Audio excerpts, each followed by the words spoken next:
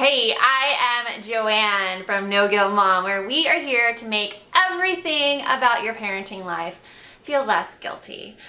So I've talked before about how we just got a new dog. She's a year old, she's full of energy, her name's Addie, and she drives me insane because unlike knowing a lot about child development, I don't know that much about doggy development.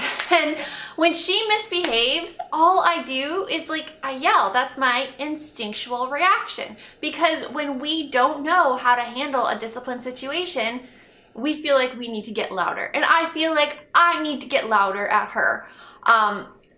You reach that point where all of this not knowing what your next step is can be anxiety inducing.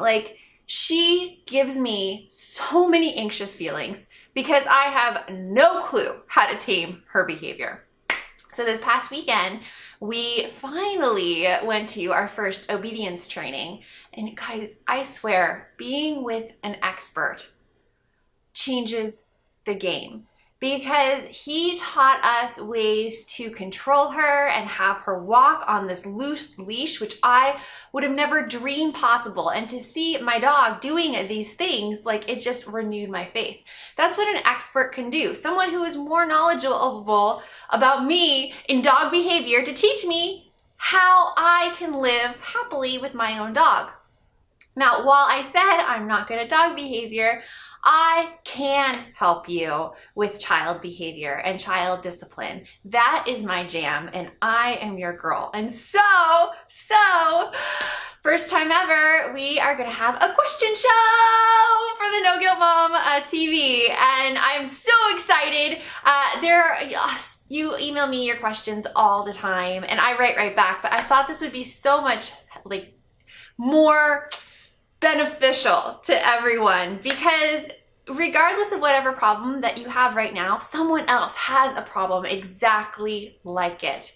And this question show is to show you that yes, I'm not the only one. You're not the only one with these issues with your kids, and to give you some real tactical advice to solve them. So we have our first question right here. You ready? Okay.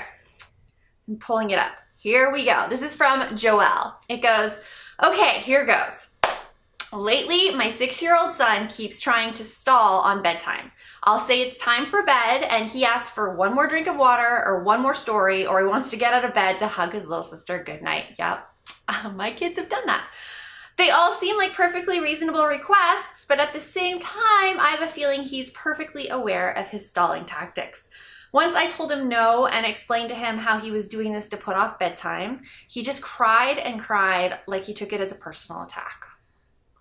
What should I do here? I have no idea what's a reasonable request and what is just a stalling tactic. This is such a good question, because how many times do you second guess yourself as a parent? You say no to your kids on staying at the playground, but the voice in the back of your mind is well, what harm would it do to stay at the playground 5 more minutes? Am I being a mean mom?